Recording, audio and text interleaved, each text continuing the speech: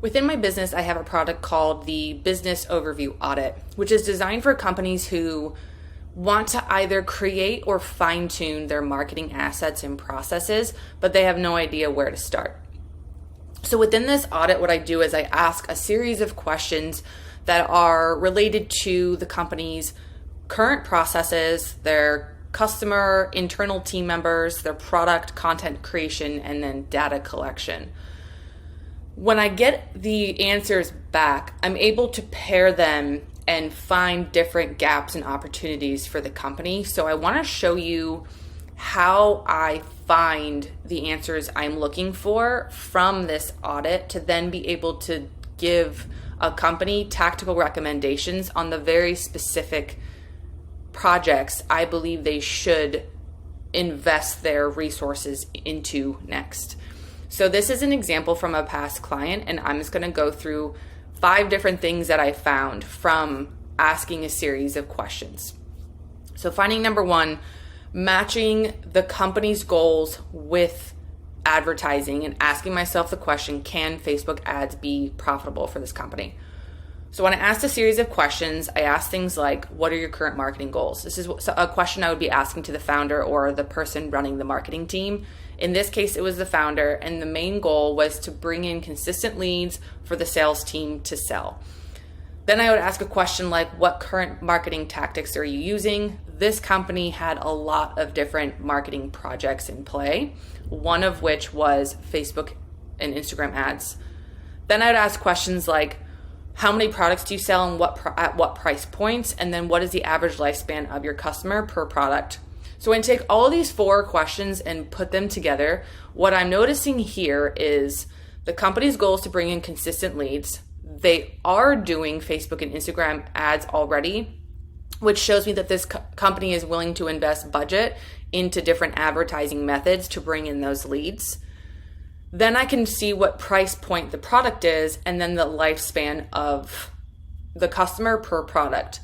So let's say I say Facebook ads potentially is going to be a profitable method for this company to use in order to bring in those consistent leads, which is their goal.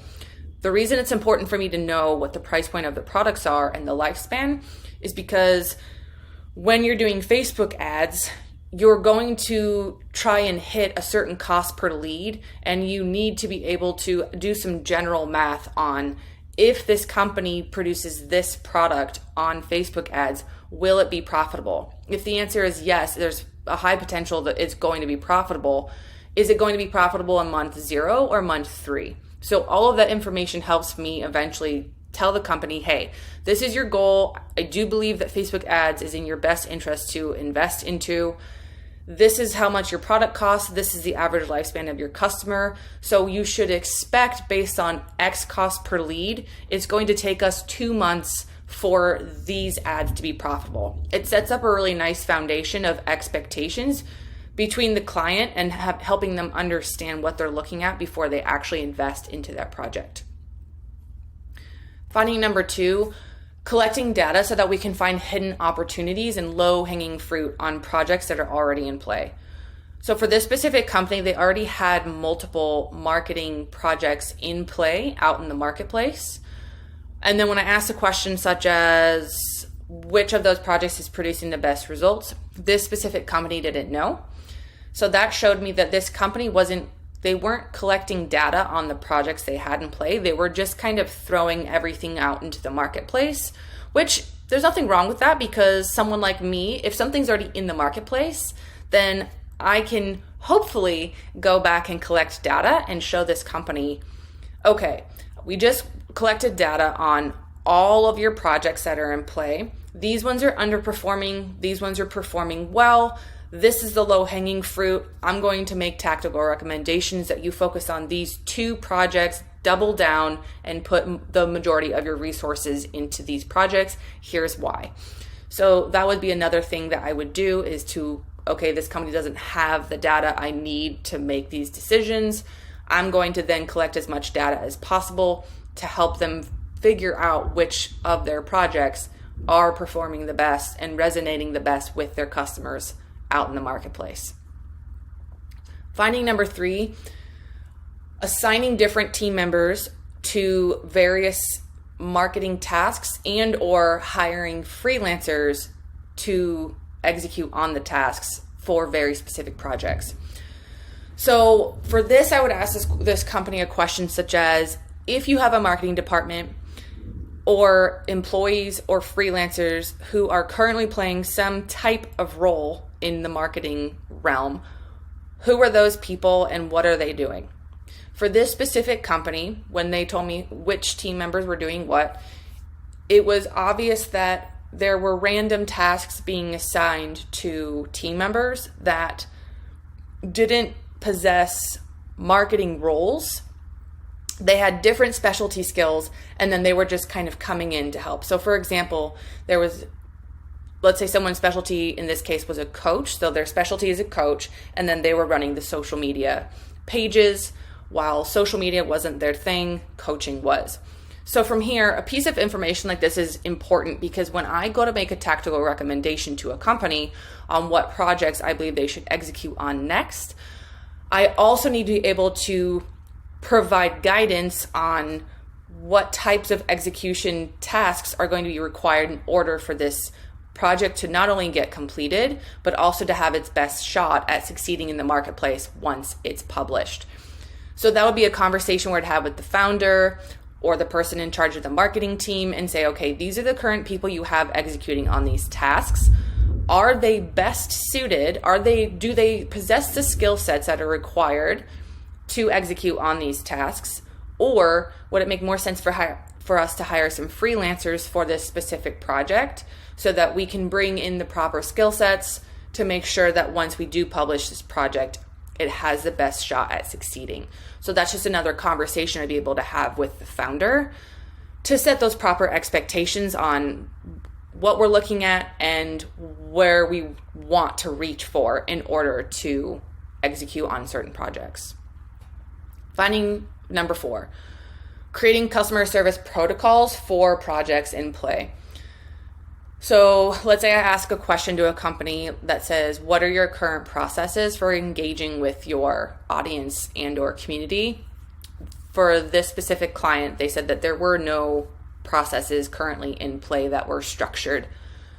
A question like this is important for me to ask because once I make a tactical recommendation to a company on what projects I believe they should execute on next, in order for a project to have its best shot at succeeding in the marketplace, I also need to be able to provide guidance and say, we want to ensure that we have customer service protocols in play to effectively guide and communicate and engage and all of those things with people who are potentially interested in becoming a customer but are not yet a customer, and or when the person becomes a customer and they need to be guided through their customer journey. So a question like this would be crucial because then I can provide that guidance and that roadmap and say, once you execute on this project, you're going to need XYZ customer service protocols, and then help them figure out which team members are going to be responsible for those tasks once these projects go out into the marketplace. And then finally, finding number 5, determining topic experts within the company. So let's say I ask a question like, who on your team understands your products and the topic that you within your industry the best? Like, they could talk about this topic all day long. They're really, really have a lot of knowledge on this stuff. Part of the reason I ask questions like this to companies is because oftentimes what I find is the people who are closest to the topic within a business have the best content living in their brains, but they will never extract it from themselves. Someone from the outside has to come in and extract that information from them. Now, when it comes to content creation, any type of content creation that's going to support your product offers and sales, the best content has to come, best educational content has to come from the people who understand the topic. So different companies, and this depends on why it's an important question, some companies are willing to bring in their team members and incentivize them to write the content, and some companies are not. Most of the companies I've worked with in the past do have people within the company who are willing to write content, and then that helps me know that once I can assign tasks to X team members to write the content, and then I can have a copywriter come in and finalize all that content to make it ready to be published on whatever content platforms that we choose. So for this specific company, they did have several team members actually, which was amazing, who were topic experts. And then that helped me build the roadmap of assigning very specific content tasks to those team members, and then having a copywriter come in, finalize all the pieces, and get them ready to go out into the marketplace. So those are 5 things that I was able to find after assessing someone's answers from this business overview audit. And really what this is doing, it's helping me get a macro perspective of the business overall on all of the different topics I mentioned before. And then this helps me break down and analyze what projects I believe are in this company's best interest to execute on next, based on their budget, their team members, their vision, what they already have in play. There's a lot of factors that are going into this. So if you're a business who, again, you want to either create or fine tune your marketing assets and processes, but you have no idea where to begin, it might make the most sense for you to eliminate yourself from guessing, because the last thing that you want to do is go invest in some project and hire someone to do something within the marketing realm, but you have no idea why you're doing it. So go ahead and eliminate that guesswork, get an audit done, and then you can go and put your resources, give your best shot at producing marketing projects that are going to succeed in the marketplace. It just helps fine tune your business, and it helps make things very, very simple, and it helps you make your next set of decisions based on data, not guessing.